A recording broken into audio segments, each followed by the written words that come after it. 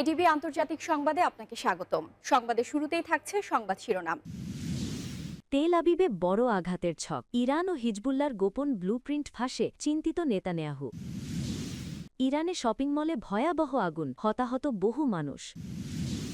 অস্ত্র সমর্পণের জন্য হামাসকে 2 মাসের আল্টিমেটাম দেবে শান্তি পরিষদ, দাবি ইসরায়েলি মন্ত্রীর। ইরানে হামলার জন্য যুক্তরাষ্ট্রকে চাপ দিচ্ছে ইসরায়েল। লিবিয়ায় গাদ্দাফির ছেলে সাইফ আল ইসলাম গাদ্দাফি নিহত। 450 ড্রোন, 70 ক্ষেপণাস্ত্র, ইউক্রেনের বিদ্যুৎ ব্যবস্থায় ব্যাপক হামলা। এতক্ষণ শুনছিলেন সংবাদ শিরোনাম, এখন জানাবো বিস্তারিত। তেল আবিবে বড় আঘাতের ছক, ইরান ও হিজবুল্লার গোপন ব্লুপ্রিন্ট ফাঁসে চিন্তিত নেতানিয়াহু। মধ্যপ্রাচ্যের ভূ রাজনীতিতে এখন বারুদের গন্ধ। যুক্তরাষ্ট্র ও ইসরায়েলকে উপযুক্ত শিক্ষা দিতে ইরান ও হিজবুল্লার মধ্যে এক গোপন সমঝোতা বা ব্লুপ্রিন্ট চূড়ান্ত হবার খবর পাওয়া যাচ্ছে। পর্দার আড়ালে তৈরি হওয়া এই ছকটি প্রকাশ পাওয়ার পর থেকেই ইসরায়েলি প্রধানমন্ত্রী বেনিয়ামিন নেতানিয়াহুর কপালে এখন চিন্তার ভাঁজ। কি আছে সেই গোপন পরিকল্পনায়? বিস্তারিত থাকছে প্রতিবেদনে। গোপন বৈঠক আর দীর্ঘ আলোচনার পর অবশেষে চূড়ান্ত হল সেই মাস্টার প্ল্যান। তেহরান থেকে বৈরুত প্রতিরোধের অক্ষ বা অ্যাক্সেস অফ রেজিস্ট্যান্স এখন আরও সংহত। গোয়েন্দা রিপোর্ট বলছে, ইসরায়েলের আকাশ প্রতিরক্ষা ব্যবস্থাকে ধোঁকা দিতে এবার একযোগে ড্রোন ও হাইপারসনিক মিসাইল হামলার ছক কষেছে ইরান ও লেবাননের শক্তিশালী গোষ্ঠী হিজবুল্লাহ। বিশেষজ্ঞদের মতে এই পরিকল্পনার মূল লক্ষ্য কেবল সামরিক নয়, বরং ইসরায়েলের গুরুত্বপূর্ণ অর্থনৈতিক অবকাঠামো এবং গোয়েন্দা দফতরগুলো। হিজবুল্লাহ প্রধান হাসান নাসরুল্লাহ এবং ইরানের শীর্ষ জেনারেলদের মধ্যে হওয়া এই গোপন সমঝোতায় যুক্তরাষ্ট্রকেও কড়া বার্তা দেবার কৌশল নেওয়া হয়েছে। লোহিত সাগর থেকে ভূমধ্য সাগর চারপাশ দিয়ে ঘিরে ফেলার এই রণকৌশল নেতানিয়াহু প্রশাসনকে বড় ধরনের চ্যালেঞ্জের মুখে ফেলেছে। এদিকে ইসরায়েলি সংবাদ মাধ্যমগুলো দাবি করছে, এই গোপন ছক রুখতে মোসাদ এবং সিআইএ যৌথভাবে তৎপরতা শুরু করলেও অনিশ্চয়তা কাটছে না। আয়রন ডোম কিংবা অ্যারো ডিফেন্স সিস্টেম কি পারবে হাজারো রকেটের বৃষ্টি থামাতে? এই প্রশ্নই এখন তাড়িয়ে বেড়াচ্ছে তেল আবিবকে। নেতানিয়াহুর যুদ্ধকালীন মন্ত্রিসভায় বাড়ছে উদ্বেগ, কারণ এবারের ছকটি আগের চেয়ে অনেক বেশি সুসংহত এবং বিধ্বংসী বলে ধারণা করা হচ্ছে। ইরান ও হিজবুল্লার এই কঠোর অবস্থান মধ্যপ্রাচ্যকে এক মহাযুদ্ধের দিকে ঠেলে দিচ্ছে কিনা তা নিয়ে বিতর্ক এখন চুঙ্গে। তবে একটি বিষয় পরিষ্কার, নেতানিয়াহুর জন্য আগামী দিনগুলো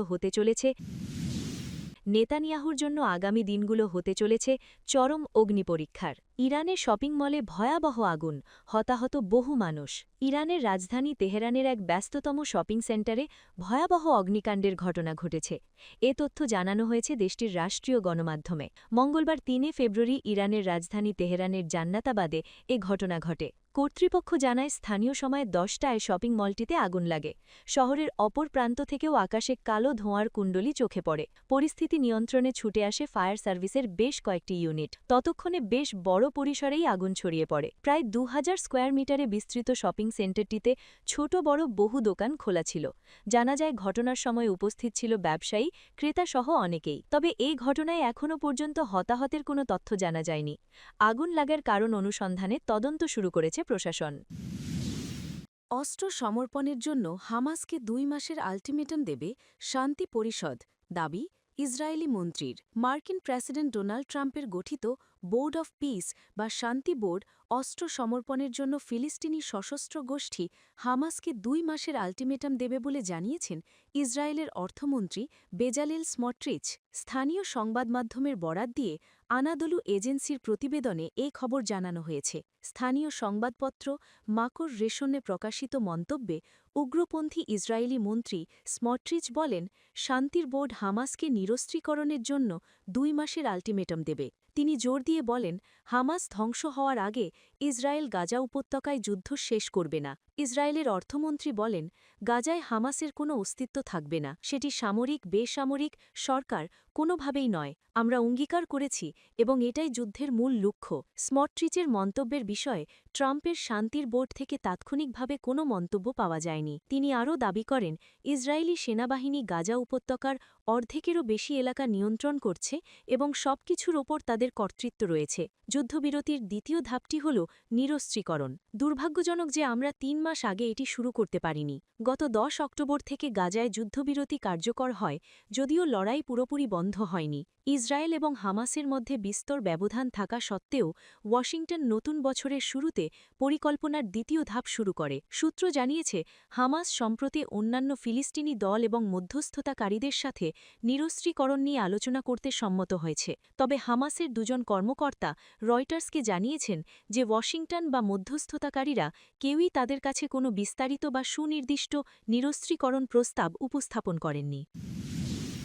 ইরানে হামলার জন্য যুক্তরাষ্ট্রকে চাপ দিচ্ছে ইসরায়েল। ইরানে হামলা চালাতে যুক্তরাষ্ট্রকে চাপ দিচ্ছে দখলদার ইসরায়েল। এজন্য ইসরায়েলি সেনাপ্রধান যুক্তরাষ্ট্রের সেনাপ্রধানের সঙ্গে ওয়াশিংটন ডিসিতে গিয়ে বৈঠকও করেছেন। মঙ্গলবার ৩ ফেব্রুয়ারি এ তথ্য জানিয়েছে সংবাদমাধ্যম অ্যাক্সিয়স।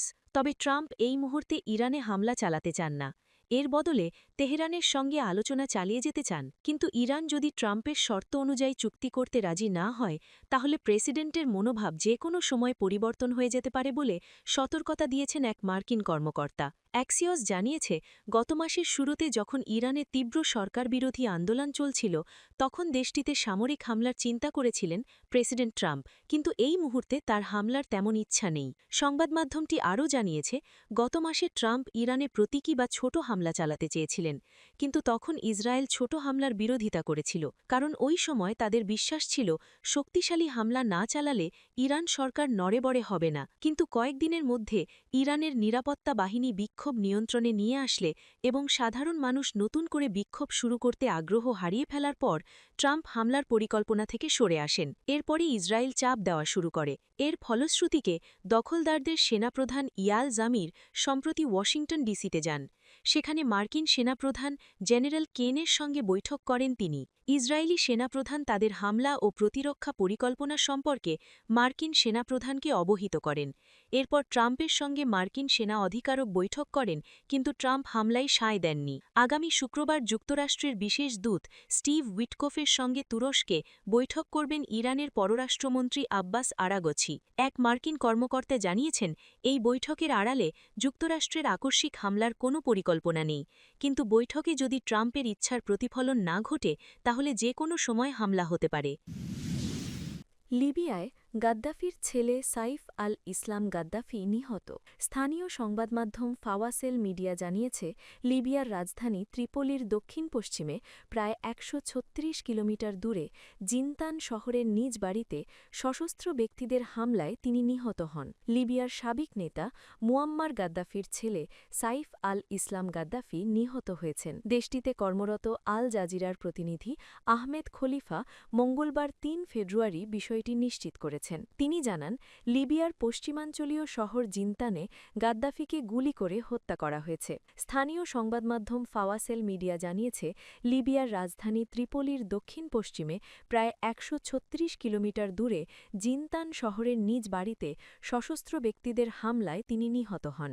গত ১ দশক ধরে তিনি এই শহরটিকে নিজের ঘাঁটি হিসেবে ব্যবহার করে আসছিলেন। ৫৩ বছর বয়সেই সাইফের মৃত্যুর খবরটি তার রাজনৈতিক উপদেষ্টা আবদুল্লাহ ওসমান নিশ্চিত করলেও তার মৃত্যুর সঠিক পরিস্থিতি বা এর নেপথ্যে কারা ছিল তা এখনও অস্পষ্ট। লিবীয় কর্তৃপক্ষ এখন পর্যন্ত এ বিষয়ে প্রকাশ্যে কোনো আনুষ্ঠানিক মন্তব্য করেনি। সাইফ আল ইসলামের লিবিয়ায় সরকারি কোনো আনুষ্ঠানিক পদ ছিল না, তবে ২০০০ থেকে ২০১১ সাল পর্যন্ত তিনি তার বাবা নিহত মুয়াম্মার গাদ্দাফির পর দেশটির দ্বিতীয় ক্ষমতাধর ব্যক্তি হিসেবে বিবেচিত হতেন। ২০১১ সালে লিবিয়ায় বিরোধী পক্ষের হাতে মুয়াম্মার গাদ্দাফি নিহত হন। তিনি কয়েক দশক ধরে দেশটি কঠোর হস্তে শাসন করেন। বিদ্রোহীরা ত্রিপোলি দখল করার পর লিবিয়া থেকে পালিয়ে যাওয়ার সময় ২০১১ সালে সাইফ জিনতানে ধরা পড়েন এবং বন্দী হন। ২০১৭ সালে একটি সাধারণ ক্ষমার আওতায় তাকে মুক্তি দেওয়া হয়। পশ্চিমা শিক্ষায় শিক্ষিত এবং সুবক্তা হিসেবে পরিচিত সাইফ আল ইসলাম তার বাবার দমনমূলক শাসনের এক প্রগতিশীল মুখ হিসেবে নিজেকে তুলে ধরতেন। ২০০০ দশকের শুরুর দিকে পশ্চিমা পশ্চিমের দেশগুলোর সঙ্গে লিবিয়ার কূটনৈতিক সম্পর্ক পুনরুদ্ধারে তিনি অত্যন্ত গুরুত্বপূর্ণ ভূমিকা পালন করেন। 2008 সালে তিনি লন্ডন স্কুল অফ ইকোনমিক্স থেকে পিএইচডি ডিগ্রি অর্জন করেন। আরব বসন্তের সময় যখন লিবিয়ায় সহিংসতা ছড়িয়ে পড়ে তখনও তিনি বেশ সক্রিয় ছিলেন। 2011 সালের গণ-অভ্যুত্থানের সময় তিনি ঘোষণা করেছিলেন, আমরা লিবিয়াতেই লড়ব এবং এখানেই মরব। তিনি সে সময় সতর্ক করেছিলেন যে লিবিয়ায় রক্তগঙ্গা বয়ে যাবে এবং সরকার শেষ বুলেট পর্যন্ত লড়াই চালিয়ে যাবে। সাইফ আল ইসলামের বিরুদ্ধে তার বাবার শাসনামলে বিরোধীদের ওপর নির্যাতন ও চরম সহিংসতার অসংখ্য অভিযোগ ছিল। 2011 সালে আন্তর্জাতিক অপরাধ আদালত এর বিরুদ্ধে মানবাধিকার বিরোধী অপরাধীর অভিযোগে গ্রেপ্তারি পরোয়ানা জারি করেছিল। দীর্ঘ আইনি টানাপোড়েনের পর লিবিয়ার আদালত তার অনুপস্থিতিতেই তাকে মৃত্যুদণ্ড দিয়েছিল। 2017 সালে বন্দিদশা থেকে মুক্তি পাওয়ার পর প্রাণহানির আশঙ্কায় তিনি দীর্ঘ সময় জিনতানে আত্মগোপনে ছিলেন। 450 ড্রোন, 70 হেপনাবত, ইউক্রেনের বিদ্যুৎ ব্যবস্থায় ব্যাপক হামলা। ইউক্রেনের 5টি অঞ্চলের বিদ্যুৎ উৎপাদন কেন্দ্রগুলিকে লক্ষ্য করে ব্যাপক আকারে হামলা চালিয়েছে রাশিয়া। ইউক্রেনীয় কর্মকর্তাদের বরাত দিয়ে এক প্রতিবেদনে এএফপি জানিয়েছে, গত প্রায় 4 বছর ধরে চলমান যুদ্ধে এর আগে কখনও দেশটির বিদ্যুৎ ব্যবস্থায় এত বড় হামলা রুশ বাহিনী পরিচালনা করেনি। গতকাল মঙ্গলবার সামাজিক যোগাযোগ মাধ্যম টেলিগ্রামে পোস্ট করা একটি বার্তায় ইউক্রেনের প্রেসিডেন্ট ভলোদিমির জেলেন্সকি দাবি করেছেন, আগের দিন সোমবার ইউক্রেনের 5 অঞ্চলের বিদ্যুৎ উৎপাদন কেন্দ্রগুলিকে লক্ষ্য করে কমপক্ষে 450টি বিস্ফোরকবাহী ড্রোন এবং 70টি বিভিন্ন পাল্লার ক্ষেপণাস্ত্র ছুড়েছে রুশ বাহিনী। সোমবার ইউক্রেনের প্রতি সমর্থন প্রদর্শন করতে কিয়েভে সফরে গিয়েছিলেন যুক্তরাষ্ট্রের নেতৃত্বাধীন মাসমিক জোট ন্যাটোর প্রেসিডেন্ট মার্ক রুটে। ন্যাটো মহাসচিবের এই সফরের প্রতিক্রিয়াতে রুশ বাহিনী এ হামলা চালিয়েছে বলে ধারণা করা হচ্ছে। ইউক্রেনের বেসরকারি বিদ্যুৎ পরিষেবা কোম্পানি ডিটেক একটি বিবৃতিতে দাবি করেছে, সোমবারের হামলা ছিল ইউক্রেনের বিদ্যুৎ পরিষেবা ব্যবস্থাকে লক্ষ্য করে চলতি বছরের সবচেয়ে বড় আগ্রাসন। রাশিয়ার ড্রোন ক্ষেপণাস্ত্র হামলায় কোম্পানির 10 জন কর্মচারী আহত হয়েছে বলেও জানিয়েছে ডিটেক। এমন এক সময়ে ইউক্রেনে এই হামলা চালালো রুশ বাহিনী, যখন রাশিয়া ইউক্রেন যুদ্ধের অবসানে সংযুক্ত আরব আমিরাতের রাজধানী আবুধাবিতে রাশিয়া, ইউক্রেন এবং যুক্তরাষ্ট্রের সরকারি প্রতিনিধিদের বৈঠক চূড়ান্ত পর্যায়ে। মঙ্গলবারের টেলিগ্রাম বার্তায় জেলেন্সকি বলেন, ইউক্রেনে এখন -16 ডিগ্রি তাপমাত্রা চলছে।